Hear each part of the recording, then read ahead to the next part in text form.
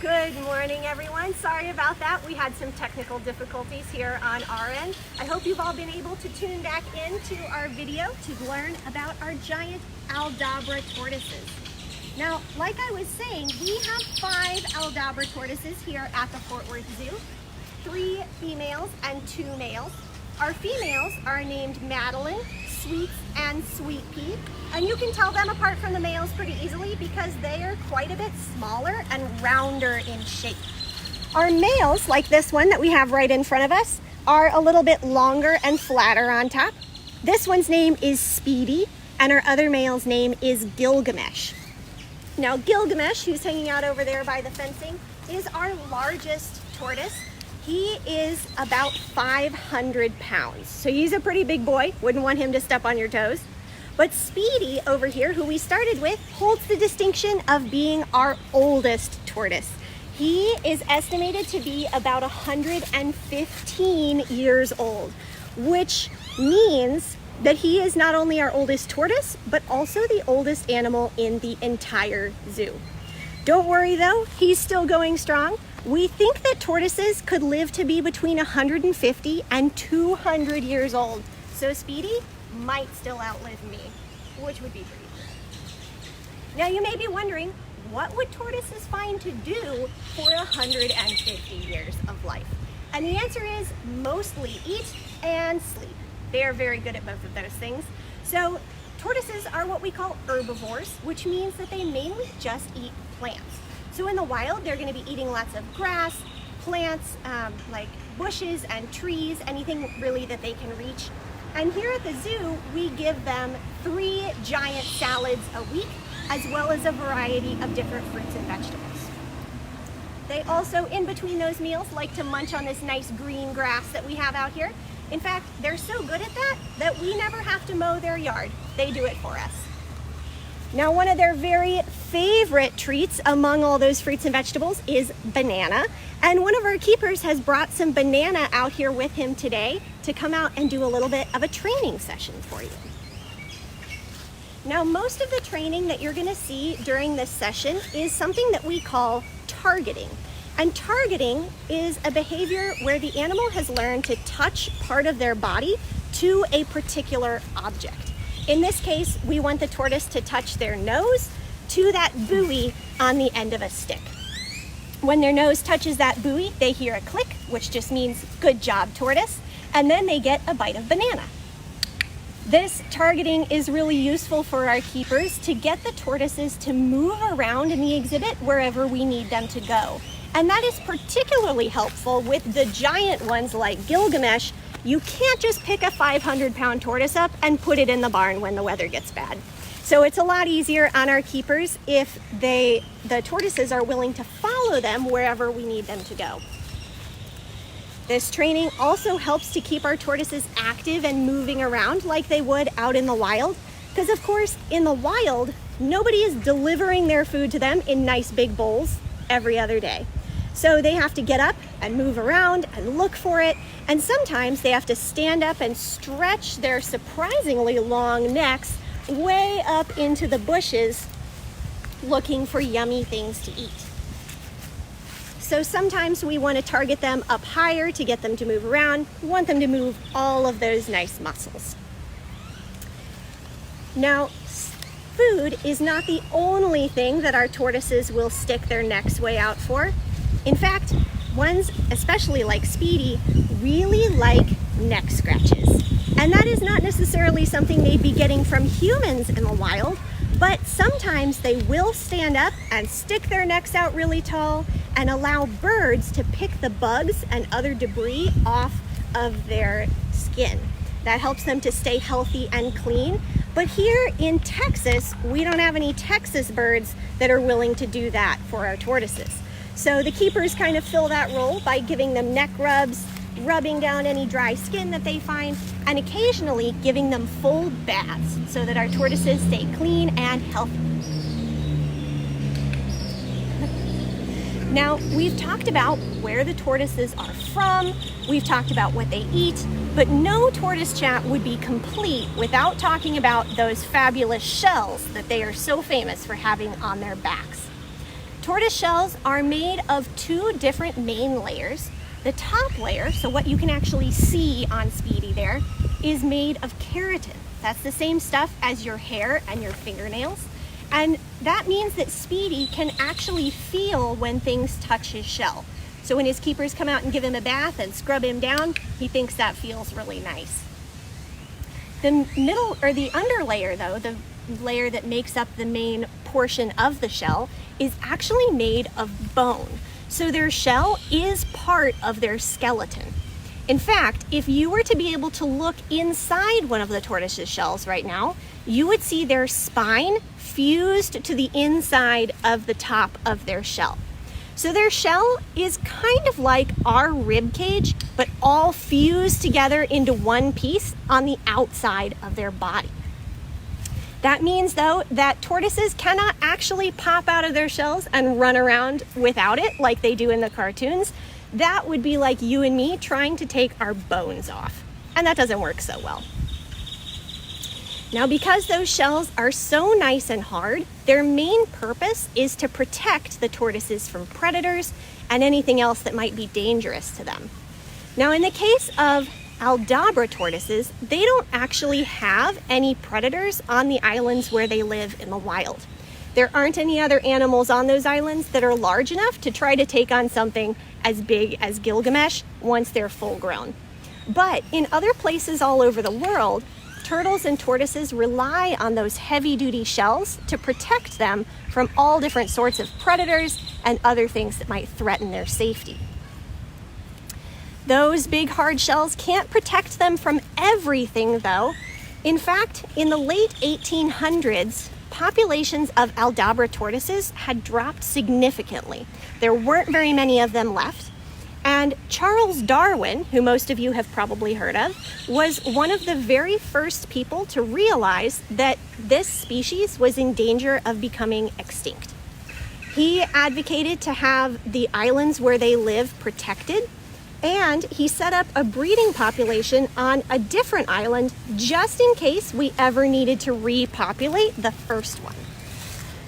Those conservation efforts were successful, thankfully, and their populations have grown and are considered stable currently. That idea of protecting vulnerable species caught on though and continues to this day, shaping both the mission and the methods of zoos across the United States and across the globe, including this one right here in Fort Worth. So I'll turn it over to you guys now. Does anybody have any tortoise questions for me? How many do we have here at the Fort Worth Zoo?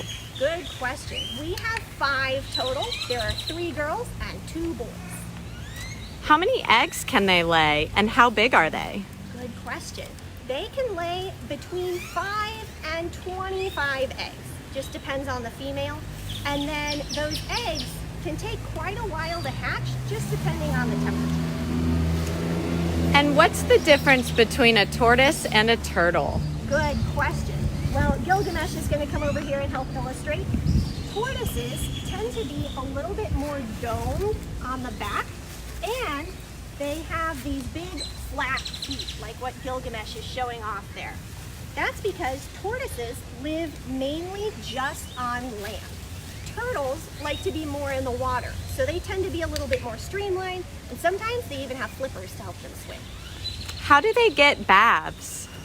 These guys here get baths from the keepers. They bring out a hose and they scrub them down. Sometimes they even rub oil on them, so they're all nice and shiny and well moisturized. How old is Gilgamesh? Gilgamesh, I believe, is in his 80s, so he's still got a little ways to go. And how old is Speedy? Speedy is 115 years old, we estimate. And what do they eat? They are herbivores, so they're going to be eating just fruits and vegetables and plants, and then munching on the grass in their exhibit too. How heavy can they get? Gilgamesh is our heaviest one at close to 500 pounds. Do they ever outgrow their shell? That is an excellent question. So some animals, like hermit crabs, can outgrow their shell because the shell isn't actually part of the hermit crab. They can come in and out of it. But like we were talking about with these guys, the shell is actually made of bone and is part of their skeleton. So it grows with the tortoise, just like your bones grow as you get bigger. Why do they move so slow? They don't have any reason to move quickly. Part of that is because they don't have any predators on the islands where they live, but part of it is because they have this nice hard shell that they can hide in to protect them. So if you have a place you can hide wearing your built-in armor, then you don't have to be able to run away fast. How can you tell the males from the females? That is actually pretty easy to do with this species. The males are significantly larger. Gilgamesh, like I said, is about 500 pounds, and our largest female is only about 250 pounds. So she is quite a bit smaller than the males. And you might also notice that she is a little bit more domed looking, and her shell is smoother too. Do they have favorite foods? Yes, banana, what you were seeing as a training session, is definitely a favorite. And occasionally they get watermelon in the summer too. And how do they drink? They drink through their mouth just like you and I do. They don't have lips, so they kind of have to scoop it into their mouth and then tip their head back to swallow. Can you tell us the names of the other ones? Sure. So over here to our left, we have Sweets. Here in front of us is Madeline. Then we have Gilgamesh, the big guy. Speedy is the oldest. And way over in the other side of the yard is Sweet Pea. And do they have natural predators in the wild? No, that's an excellent question. There might be things like birds or small mammals that might try to eat one when they're babies, but once they get to the size of Gilgamesh here, there isn't anything on those islands that's big enough to try to eat one of them. And do they swim?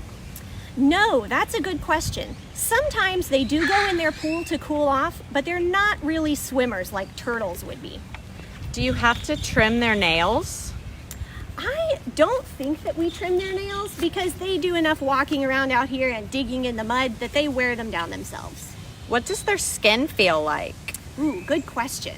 So on their neck, it feels a little bit rough and sandpapery. And then if you see on Gilgamesh's front legs there, it almost is kind of armored and scaly to help protect it. Do they come in different colors? The males that we have tend to be a little bit lighter brown and the females are a little bit darker, but I'm not sure if that is the case for every male and female or if it's just ours. Are they endangered? These guys are currently classified as vulnerable, which is the first classification for a group of animals that is becoming endangered. So the populations are stable, and the reason that they're labeled as vulnerable is mostly because they live only on islands, so there aren't very many of them to begin with. And how much do they weigh? Our biggest one is Gilgamesh here right in front of us. He weighs close to 500 pounds. What kind of sounds do they make, and how do they communicate with one another? Sometimes they make a little bit of a hissing or grunting sound, and sometimes they actually make a sound that sounds a little bit like a lion's roar. People will get them confused with the lions on a regular basis here at the zoo. How long do they sleep? That is an excellent question. I think they're generally asleep when they are not eating. So a lot of the time. They're very good at naps. Do they care for their young? No, the young might sort of hang out around their moms, but they don't do any feeding or carrying them around like some animals might. How do you weigh them? We have a really big scale, and we use that targeting behavior that we were talking about earlier to get them to walk over and step up on it. And how often do you weigh them? Generally about twice a year. For animals this big, we're not super concerned that their weight is going to change really quickly. And you mentioned something about birds eating bugs off of them. What kind of birds are those? Yes, good question. It is an exotic species that lives over on those islands where they live near Madagascar, and it's called a Madagascar coucal. If you feel like looking that up, that's spelled C-O-U-C-A-L. And how long can they live? We think that they can live to be between 150 and 200 years old. The oldest giant tortoise in the world currently is due to turn 188 this year. His name is Jonathan. Do they hibernate? They don't hibernate during the winter, but they do kind of slow down when it's cooler. Have there been any Aldabra tortoise babies at the zoo? No, this is a breeding program, and so we're really hoping for eggs and babies, but we haven't had any yet. Do they have teeth? They do not have teeth, but if you watch Gilgamesh as he's eating there, you can see that he has what's called a beak. So it's kind of like a beak on a bird, where the edge is pretty sharp and hard, and he's just using that to chop his food into bite-sized pieces. Do they have good eyesight? Their eyesight is pretty good, but they don't have to be super fast or super good at seeing because plants are not likely to run away from them. And where are they found in the wild? What's their natural habitat? They are found on the Aldabra Islands, which are just north of Madagascar. And last question, where did you get your hat? I actually got my hat off of Amazon from the Henschel Hat Company, if you're interested. Now, for those of you who would like to continue the animal fun through your afternoon, I have a little bit of an activity for you. So we've talked about these tortoises having giant hard shells to help defend them from predators, but that's not the only way that animals can protect themselves. Some animals, like this gazelle, will use speed to try to run or climb or fly away really fast to get away from predators. Some animals, like the poison dart frog, use bright colors to discourage predators from eating them. Because in the animal kingdom, bright colors mean danger, stay away, I'm poisonous, don't put me in your mouth. And some animals, like the chameleon, might try to use camouflage to blend in with their environment so that predators don't even know that they're there in the first place. So my assignment to you is to go out in your backyard or to a nearby park and see what kind of animals or bugs might be using these different kinds of defenses right in your own backyard. If you want to share your findings with us, you can post a picture and use hashtag Fort Worth Zoo on any social media, or send it to us directly if you want to. And I would love to get to see your findings. Otherwise, enjoy the rest of your day.